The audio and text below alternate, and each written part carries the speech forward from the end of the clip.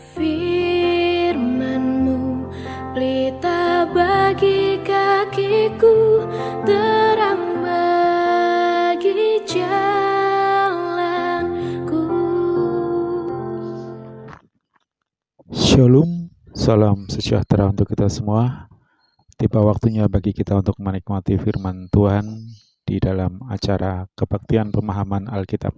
Mari kita berdoa terlebih dahulu.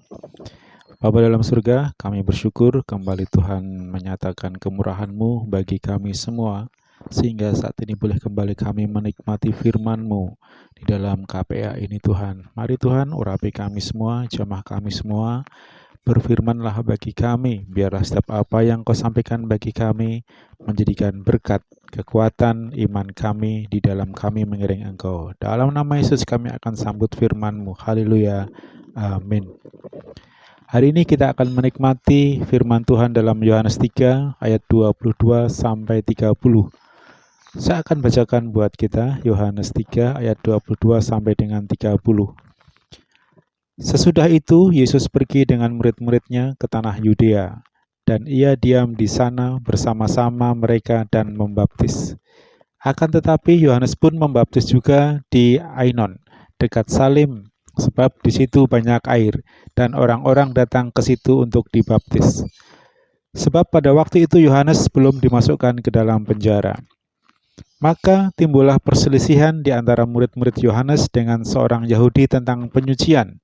Lalu mereka datang kepada Yohanes dan berkata kepadanya, "Rabi, orang yang bersama dengan engkau di seberang sungai Yordan, dan yang tentang dia engkau telah memberi kesaksian, dia membaptis juga, dan semua orang pergi kepadanya."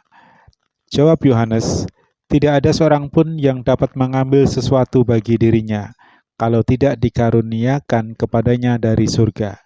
Kamu sendiri dapat memberi kesaksian, bahwa aku telah berkata, aku bukan Mesias, tetapi aku diutus untuk mendahuluinya. Yang empunya mempelai perempuan ialah mempelai laki-laki, tetapi sahabat mempelai laki-laki yang berdiri dekat dia dan yang mendengarkannya sangat bersukacita mendengar suara mempelai laki-laki itu. Itulah sukacitaku, dan sekarang sukacitaku itu penuh. Ia harus makin besar, tetapi aku harus makin kecil." Amin. Haleluya. Dalam dunia ini tidak ada manusia yang ingin menjadi nomor 2, nomor 3, dan nomor selanjutnya. Semua ingin menjadi yang nomor 1, menjadi yang terbaik, menjadi yang terdepan dan terbesar. Baik itu waktu kita masih di sekolah, kuliah, atau kerja, selalu berlomba untuk menjadi orang yang penting, orang yang nomor 1. Atau terlebih lagi di dalam dunia olahraga, bisnis, politik, atau di gereja pun juga ada orang-orang yang berpacu untuk menjadi yang terdepan. Itulah keadaan dunia ini. Tapi dalam kisah yang kita baca tadi ada satu peristiwa yang bagi kita mungkin aneh dan mustahil dilakukan oleh orang zaman ini. Tetapi di zaman itu bisa terjadi di tengah persaingan yang serba ingin menjadi yang pertama. Peristiwa tersebut tercatat dalam Yohanes 3 ayat 22 sampai 30 yang sudah kita baca tadi. Suatu hari, murid-murid Yohanes mengadu kepadanya tentang persaingan ketat mengenai acara baptis-membaptis yang dilakukan oleh murid-murid Yesus. Murid-murid Yohanes merasa terganggu karena mereka takut popularitas golongan Yohanes Pembaptis akan berkurang. Tetapi ada satu hal yang luar biasa dari Yohanes Pembaptis, yaitu pernyataannya kepada para muridnya.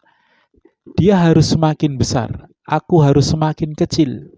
Sebuah pernyataan yang saya sangat yakin sangat sulit untuk diucapkan orang-orang di zaman sekarang ini dengan kesungguhan hati. Apa yang membuat Yohanes Pembaptis bisa sampai pada kesimpulan semacam ini? Jawabannya adalah karena ia mempunyai tujuan yang sangat jelas dalam hidupnya, yaitu bahwa dia diutus ke dunia ini untuk mempersiapkan jalan bagi Yesus, dan segala sesuatu yang dikerjakannya semata-mata untuk kemuliaan Yesus. Kalau kita tarik jauh ke belakang, harusnya kita juga melakukan apa yang dilakukan oleh Yohanes Pembaptis. Karena tujuan kita diciptakan adalah untuk menikmati dan memuliakan Allah selama-lamanya.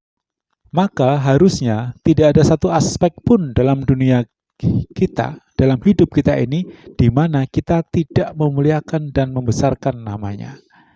Pertanyaannya adalah, apa rahasia yang dimiliki Yohanes Pembaptis sehingga ia sukses dalam menjalankan tujuan utamanya itu, yaitu membuat Yesus semakin besar dan ia semakin kecil.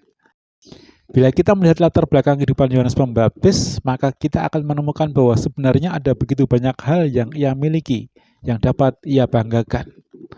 Pertama, garis keturunan.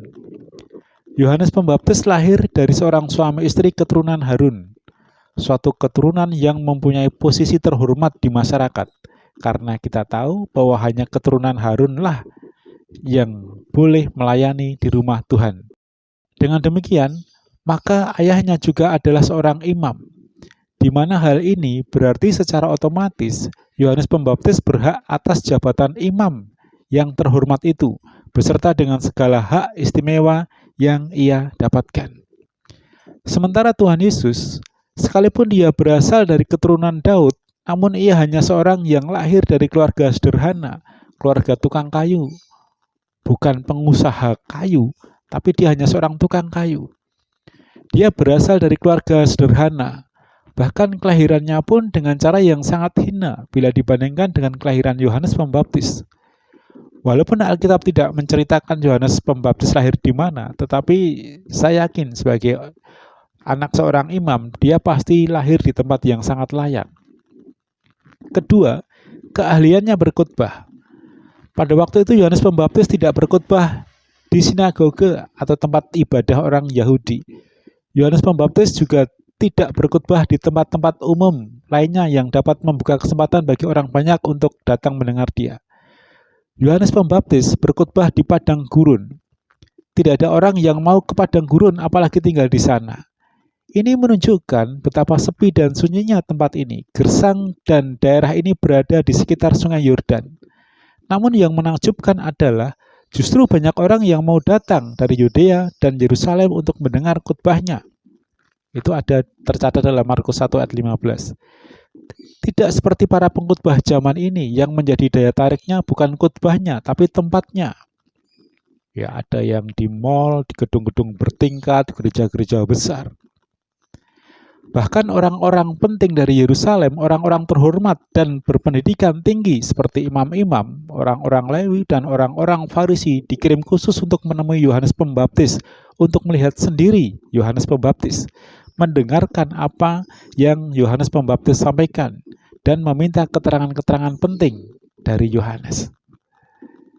Selain itu, KKR-nya, kalau bahasa kita sekarang, yang menyerukan pertobatan dan pengampunan telah membawa banyak orang mengakui dosanya dan bersedia untuk dibaptis, menyerahkan diri mereka untuk dibaptis oleh Yohanes. Bahkan Tuhan Yesus pun datang kepadanya untuk dibaptis. Semua hal di atas semestinya menjadi kebanggaan bagi Yohanes Pembaptis. Dan hal ini bisa membuat ia menjadi semakin besar dalam pelayanannya. Namun ternyata ia tidak membanggakan dan menyombongkan semuanya itu, karena ia memiliki kerendahan hati. Ia tahu dengan sangat jelas posisinya sebagai pelayan Tuhan. Ia tahu bahwa dirinya hanyalah alat untuk menjadikan Yesus semakin besar. Tujuan pelayannya adalah untuk membesarkan Yesus dan bukan untuk membesarkan dirinya sendiri. Yohanes Pembaptis sadar akan posisinya di hadapan Tuhan. Ia sadar bahwa dirinya hanyalah alat untuk mempersiapkan jalan bagi Yesus dan untuk membawa orang sebanyak mungkin datang kepada Yesus. Itulah hakikat kerendahan hati, menempatkan diri pada posisi yang tepat atau proporsional. Apa yang dikorbankan oleh Yohanes Pembaptis untuk membesarkan Yesus? Jawabannya adalah dia mengorbankan segala-galanya. Menjadi semakin kecil untuk membuat orang lain semakin besar adalah merupakan suatu pengorbanan yang sangat besar. Bagaimana mungkin bisa diterima? Kita sudah bekerja keras dan pihak lain yang diuntungkan. Kita yang menabur dengan mencucurkan air mata, orang lain yang menuainya. Kita yang dengan setia mengasihi, tetapi orang lain yang memakan buahnya. Bagaimana mungkin Kita yang berusaha mati-matian tetapi orang lain yang menjadi besar sedangkan kita menjadi kecil. Itulah yang namanya pengorbanan. Pelayanan Yohanes Pembaptis adalah segala-galanya yang ia miliki. Melayani Tuhan bukanlah pekerjaan sampingan bagi Yohanes Pembaptis. Juga bukan untuk mengisi waktu luang, namun seluruh hidupnya adalah pelayanan. Dia sudah menyerahkan dan mengabdikan seluruh hidupnya untuk melayani. Maka sangat wajar sebenarnya kalau Yohanes Pembaptis mengajar kebesaran lewat pelayanannya. Minimal, ia ingin menjadi imam besar dan terkenal. Atau kalau dalam konteks sekarang, mungkin sangat wajar jika dia ingin menjadi seorang pendeta besar, pengkhotbah besar, atau hamba Tuhan yang memiliki banyak pengikut. Namun semua keinginan itu telah dimatikan oleh Yohanes Pembaptis. Dan sebaliknya, justru ia rela menjadi semakin kecil asalkan Tuhan Yesus yang menjadi semakin besar. Ini adalah sebuah pengorbanan yang sangat dahsyat.